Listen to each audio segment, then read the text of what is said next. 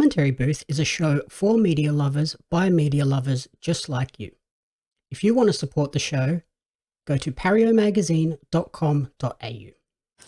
And then for me, on the other end of the scale, on Disney Plus, we got Pinocchio, the 2022 live-action remake by Robert Zemeckis, starring, who did I say? Tom Hanks as Geppetto, remaking the 1940 animated film. Heavy hitters in this. We got Joseph Gordon-Levitt as a very strange casting as Jiminy Cricket. Yep. I didn't even realize it was him until afterwards. I knew, like, I found out like years ago whenever they announced it, when he was going to be doing it. But then about half an hour into it, I Googled it and I was like, oh yeah, it is him. But no, it definitely shouldn't have been him. I don't know. It was weird. Like maybe because he looks like Jiminy Cricket in real life. He gives off Jiminy Cricket vibes, but he definitely didn't sound like him. And he was putting on a voice the whole time. But as far as Pinocchio goes, I do need to confess I've never seen the original. I haven't seen. I've probably seen it like once or twice. Seen Pinocchio like Disney on Ice as a kid. Like, I know about Pinocchio, but I couldn't. If you asked me what the story of Pinocchio was, I probably wouldn't have been able to tell you. But from what I gathered, it's sort of, it reminded me of Like Mike with Bow Wow, how he finds Michael Jordan's shoes hanging up on the power lines and like lightning strikes them, and they put like Michael Jordan's talent and superpowers into the sneakers, and that's essentially what happens here. Like, what's his name? Geppetto. Yep. Tom Hanks makes this wooden toy, Pinocchio, which, thanks to Wikipedia, I found out it's his son who passed away. So he remakes his son into this toy, and it's sitting on the bench. And the fairy, and does he pray or dream? Yeah, or he wishes on like a shooting star to this fairy to bring his boy back. So in the night, the fairy waves the wand and reflects the superpowers, so to speak, off the photo of his kid onto Pinocchio. Then boom, he comes to life, a real boy. Yep. And this isn't even a Walt Disney story either. This was Walt Disney made his Pinocchio film off like a 1880s story, like a book of Pinocchio. Yep. So the Walt Disney original, which was like, when did Disney put this out? It was like the 40s, 1940. 50s, 40s, yeah. Which is a long time ago. So even that was a remake on the original. But this live action with Tom Hanks of 2022 fame, they've definitely changed up a lot of things too in the story. So it's essentially not a remake. It's like it's a reimagining. Reimagining, yes. Yeah. Anyway, that was a bit of a dribble for you. Like I was saying, like I haven't watched this movie, like the original, from start to finish in decades. I actually thought about going back to back to get compare the pair. Yeah, rough. But like watching this one, everything felt familiar, even though like I couldn't tell you I strangely knew about everything going on. I was like, I kind of know all of this story. Then when the whale scene, I'm like, oh yeah, I know about this whale, but I don't really know. But another thing, can you even call that a whale in this one? I think it was like a sea monster because it was like a whale squid cross. Crazy looking thing. I thought it was good. Like, it was wholesome. I'm not going to steer people away from watching. It was very easy watching. There were you can definitely pick things apart from it. Like, for starters, the accents. Like the Tom Hanks, they're all over the place. I'm sure Tom Hanks started with an American accent. Then he sort of put on like a make-believe Italian one, which he just got like given shit for his poor Dutch accent as Colonel Tom Parker in Elvis. Like they gave him shit for that. Then now he's doing this half-assed Italian accent, which most of the time is just American. Then that's what made me Google. I was like, where is it? Is this meant to be French or Italian? Or like, is this meant to be in the UK? And no, it's like an Italian town, because then those like mercenaries come along, that kid, and Luke Evans, who makes it. Yeah, he's got like this weird Cockney English accent. Yeah, then these guys are like English, and there's like Americans in it. I was like, what is going on here? Like, Yeah, where is the this? accents were Yeah, all that over threw the me shop. off big time. I had to keep googling. The seagull sounds like they're from Jersey. I was like, what is going? Like, I was like, God, there's a bit going on here. but like I enjoyed it, but it didn't. Hey, it's funny. Sorry. I feel like it didn't have the soul of the I need original. to Like, it butt just in here felt hollow. about that seagull from Jersey. I was curious to know who the seagull was. Sophie the seagull. It's Lorraine Bracco. She plays Jennifer, which is Tony Soprano's psychiatrist in The Sopranos, who he has the affair with. Oh, That yeah. good. That's why it sounds like from Jersey. Yeah. I was like, who is this? I know this voice. Yeah, it's Jennifer, Tony's psychiatrist. Okay, that Yeah, makes sense. there's your Jersey. What else did I find wrong with this one? Oh, all the sizing seemed way off big on me. time, yeah. Like some of the animals were massive, Yeah. others were tiny. Like, there's no consistency in this movie. Something I but like. There were enjoyable. Disney Easter eggs. There were Disney Easter eggs. tons. So the many clocks Easter on the eggs in wall. those Yeah, clocks. who'd you see? I seen Snow White, Toy Story, Lion King, Cinderella, Dumbo. I'm sure there was more that I missed. Donald Duck was in there as well. Maleficent Oh yes, that's what that was. Oh, yeah, I couldn't think. and Who Framed Roger Rabbit, which was Yes. a reference to the director Robert Zemeckis because he did Who's that? Who Framed Roger Rabbit. Who's that? The character, that the redheaded lady out of that. Oh God, I can't think of it off the top of my head. I know what you're talking about. Yeah, yeah. Well, that's what I seen in the clocks. Yeah, I couldn't think of it either. Yeah.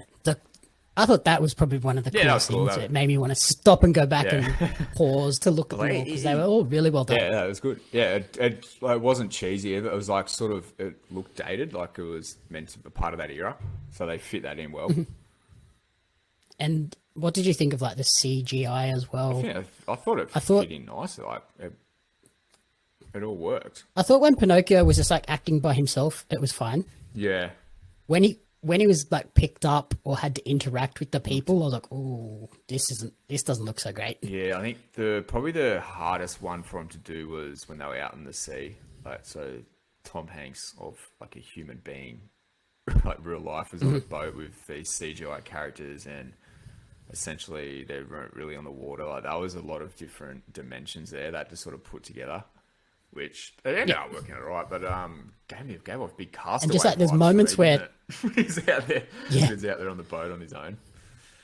there's a bunch of moments where like Geppetto is talking to Pinocchio, or one of the other human characters is talking to Pinocchio, and the eye lines are all off. Like they're just not looking at each other in the eye because I they're actually really paid fake. I close was like, attention oh. to this when the fairy was talking to Pinocchio or Jiminy Cricket. Jiminy.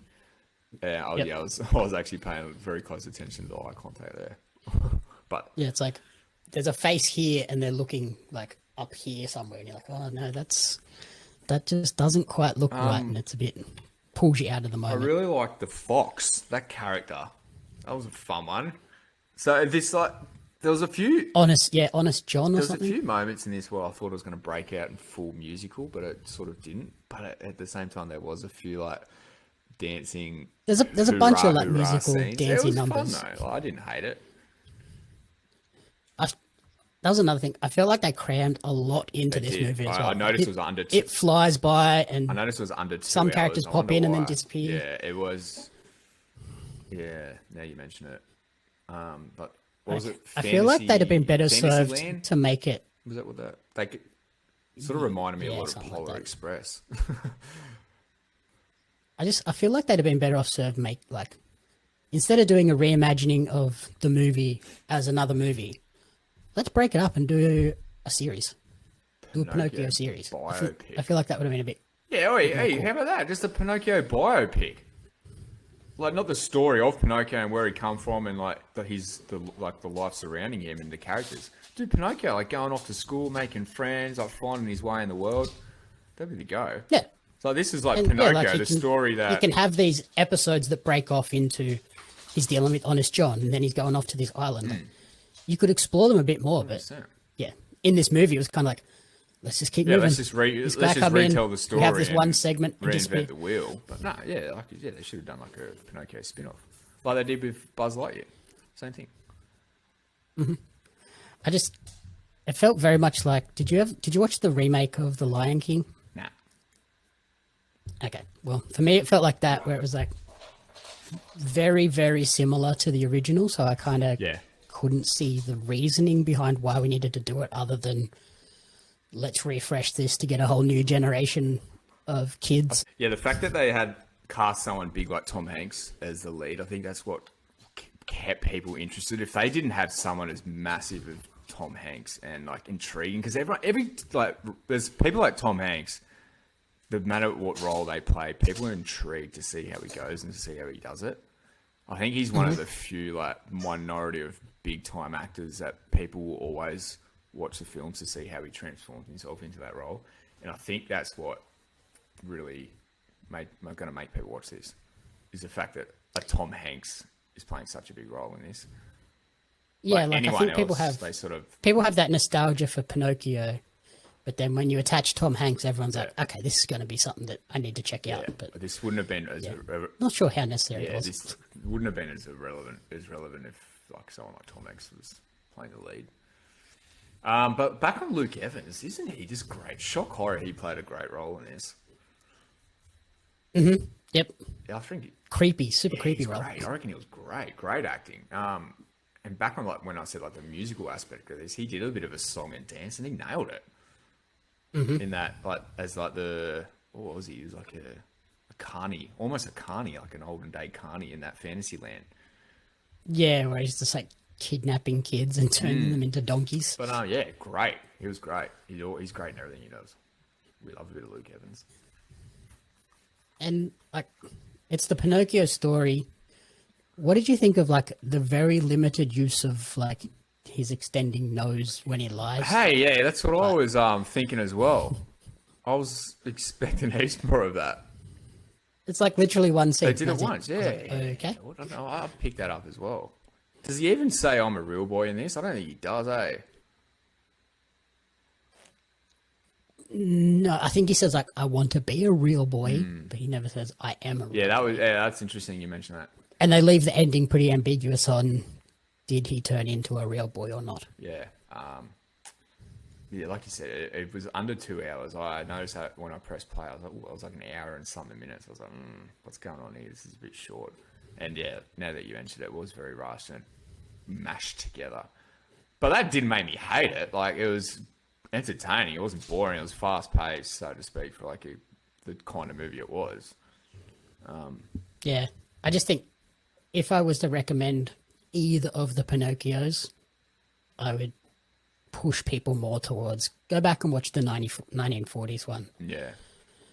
Just because you get that beautiful animation style rather than this like modern computer generated soulless animation. But yeah, like I said, I wouldn't have been as interested to watch this if like Tom Hanks wasn't playing. You know? Oh yeah, if it was just a bunch of random people that I had no idea who they were, I would not have watched this at all. Yeah, exactly. It's just I find it really crazy now that we're going to have a generation of kids that have grown up and they watch Jungle Book, Lion King, Pinocchio, Sleeping Beauty, Little Mermaid, and they're not going to be the ones that we think of as kids. Right, there's kids out there. They're going to be a whole new one. Kids out there that don't know Bananas in Pajamas was like a stage production, and Teletubbies, which they're bringing Teletubbies back. I don't know if you've seen the news this week. Oh yeah, Netflix. Heck yeah. What's another one though that kids have just got no idea about that existed? I think the new Little Mermaid one is going to be a big divisive one. Have you seen the trailer for it? Can't say I'm too into that. Okay, so they just put out the new trailer.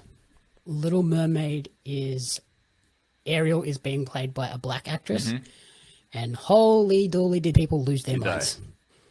There were people like, that's not Ariel. Ariel's meant to be a white girl. And it's like, dude, well, how about half girl, half fish? Why do mermaids have to be girls? Who wrote that book?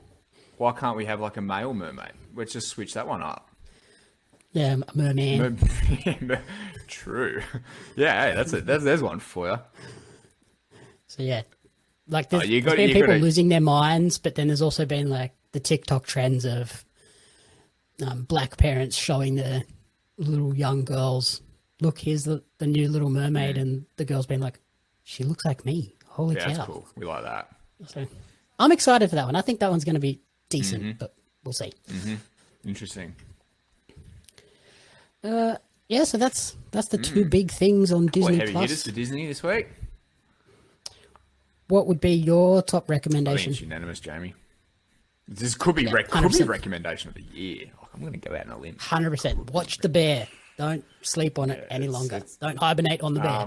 I haven't heard when season 2 is coming. I just heard it is going to come. I hope it's not too long, man. I hope we don't have to wait 3 years for like the next Euphoria season with the Bear. That's what I'm Yeah, saying. I hope they really dive in and get this out by this time next year. I think they could if they stick to like the 30, 40-minute episodes. It was sick. Shouldn't be too hard. It was sick. Alrighty. Thank you everyone for listening to the commentary booth. If you enjoyed the show, please remember to rate, review, and subscribe on podcast services and on YouTube. You can follow Blake on Twitter at Captain Crumbs with a Z, and you can follow me on social media at JamYaps Media and at Pario Magazine. Ciao. The Commentary Booth is a fan-funded production of Jamie Apps Media. You can support the podcast alongside our magazine, Pario Magazine, on Patreon at patreon.com/JamieAppsMedia.